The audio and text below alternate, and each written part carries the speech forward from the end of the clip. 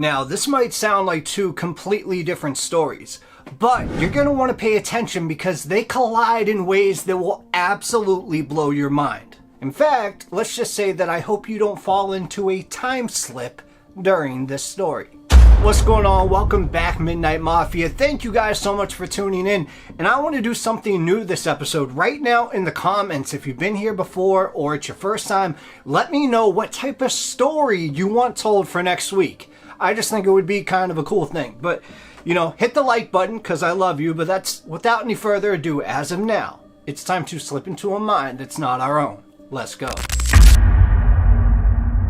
I want you to imagine this, okay? On February 20th, 1978, Steven Kubacki was feeling restless in his dorm room at Hope College in Holland, Michigan. Steven was 23 years old. He was a smart, responsible student who absolutely loved the outdoors. And when life got stressful, when the pressure of his senior year, started to get to him, Steven would escape to the wilderness around Lake Michigan. And Steven was thinking, I need to get out of here. I need to go and just clear my head. So Steven, gathered his cross-country skiing gear and drove out to his usual starting spot, which was near the shore of Lake Michigan. Now remember, the lake at this point was frozen solid, covered with snow that stretched toward the horizon like a white desert, if you could imagine. And Steven had skied this area dozens of times in his past. He knew this terrain literally like the back of his hand. And for hours, Steven was just skiing across the ice, lost in thought, letting his body move while his mind just unwinded. And the sun was getting lower in the sky, casting these long shadows across the snow. And that's when Steven, realized something that made his blood run cold. So he stopped skiing and he just kind of looked around, trying to get his bearings. But everything looked the same, just endless white in every direction. The tree line that should have been visible had completely disappeared. So if you can honestly imagine this, seeing nothing but white, Steven's heart, started pounding pretty hard. And he's thinking, okay, try not to panic. You've been out here before. You know this area. But, right as Steven went to try to retrace the path that he already went, he realized something terrifying. And that was his ski tracks were getting covered by all of the blowing snow. And with the wind that was picking it up. So even fresh tracks now were disappearing in seconds. And he's thinking, okay, this is bad. This is really bad. If I can't find my way back before dark, I might die out here. So Steven, started just skiing faster and faster at this point, desperately, trying to find any landmark that looked even slightly familiar. But the faster that he went, the more disorientated that he became. And right there, that's when Steven made a huge decision that would change everything. He stopped skiing and decided to walk, thinking that he could get, better footing. So he took off his skis, he shouldered his backpack, and he started walking across the ice. And Steven's thinking, okay, just stay calm. People survive situations like this all the time.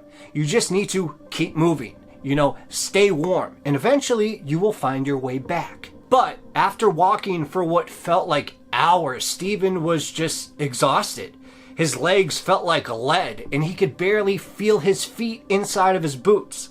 The cold was, seeping through his winter gear, and he starts thinking, I can't keep going much longer. I need rest. So Steven found what looked like this sheltered spot, and he sat down to, catch his breath. So he set his skis and his backpack down right beside him in the snow.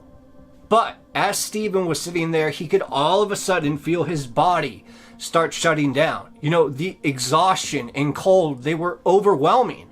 And he starts thinking, this might be it. This might be how I die, but I'm only 23. I'm supposed to graduate in a few months. So Steven tried to, stand up. He tried to force himself to keep moving, but his legs just wouldn't cooperate. So he starts thinking again, maybe, just maybe if I rest, just for a few minutes, just close my eyes for a second, I'll somehow get my strength back. So as Steven, closed his eyes, his mind started to drift, and he found himself thinking about strange things like his German professor's blue sweater, the way the library smelled like old books, and how his mom made hot chocolate with real melted chocolate inside. And Steven's last conscious thought was simple. I'm so cold, I'm so tired, I just need to go to sleep for a minute. And then Steven Kubacki was gone. I don't mean dead. I mean literally he was gone.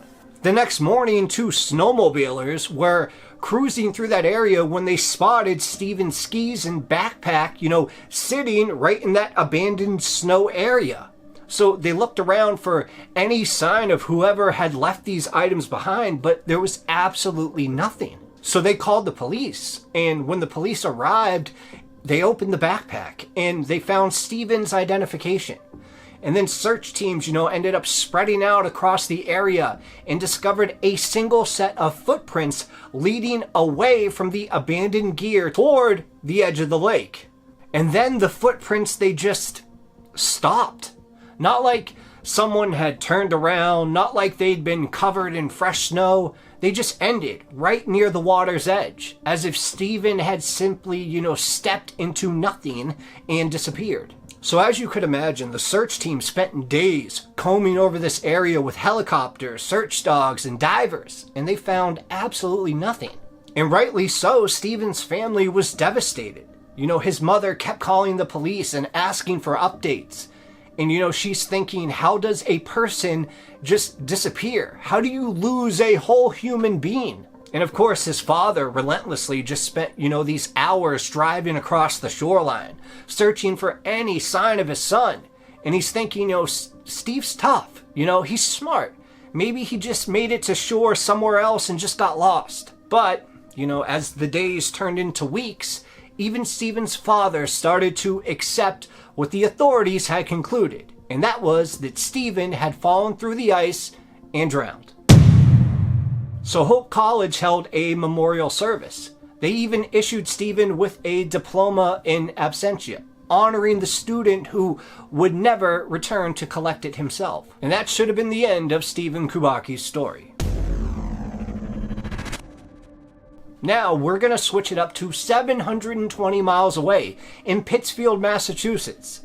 And let me tell you about something that happened 15 months later.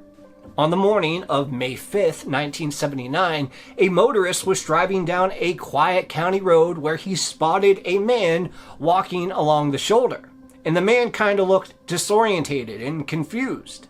And he was wearing hiking clothes that seemed brand new. And he had a backpack that was slung over his shoulder. So the motorist, he pulled over and he rolled down his window and he said, "You need a ride somewhere?"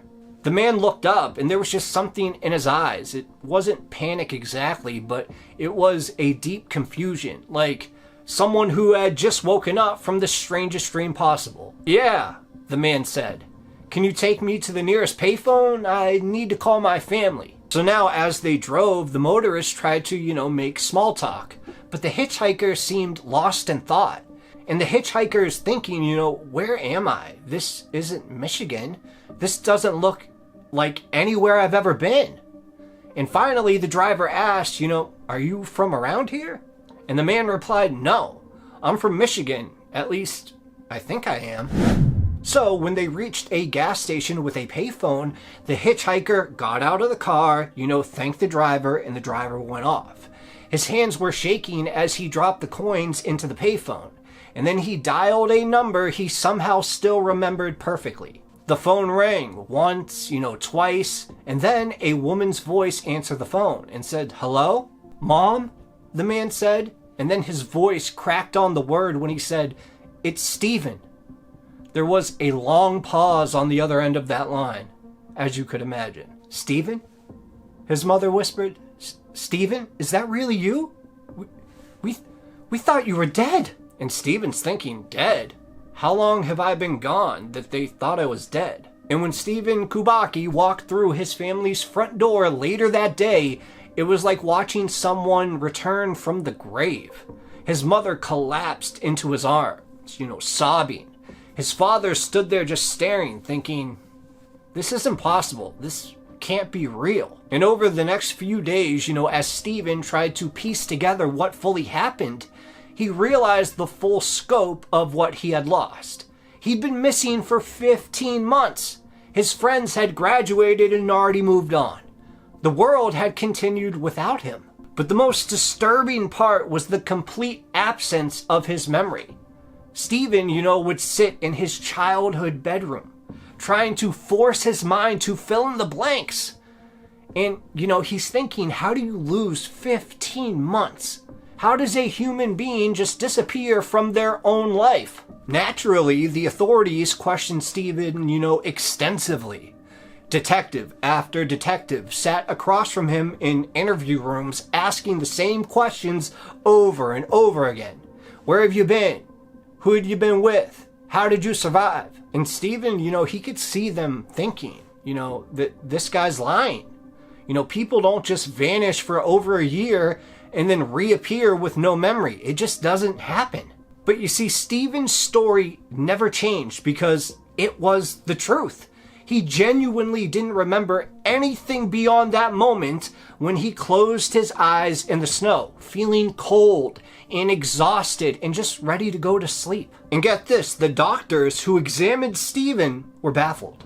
Physically, he was in excellent health, better shape than when he had gone and disappeared, actually. And there were no signs of malnutrition, abuse, or trauma. Mentally, he showed no signs of psychosis or any condition that might explain his missing memories. So Steven, he found the backpack that he had been carrying when he was picked up in Massachusetts. And inside it were maps, lots of maps, road atlases, a bunch of these topography surveys, and some had routes that were marked in red ink with dates written in handwriting that looked like his, but somehow just wasn't quite right. And he's thinking, these are my hands. This is my handwriting, but I don't remember writing any of this. So what happened to me? And that's when, reporters went and they tried to interview Steven. And he politely declined, and when conspiracy theorists and paranormal investigators came knocking, Steven turned them away. And he's thinking, these people want me to be proof of aliens or time travel, but I'm just a guy who lost more than a year of his life and has no idea why. So Steven, he actually went and then enrolled in graduate school and eventually earned a PhD in clinical psychology, partly because, he was desperate to understand what had happened to his own mind.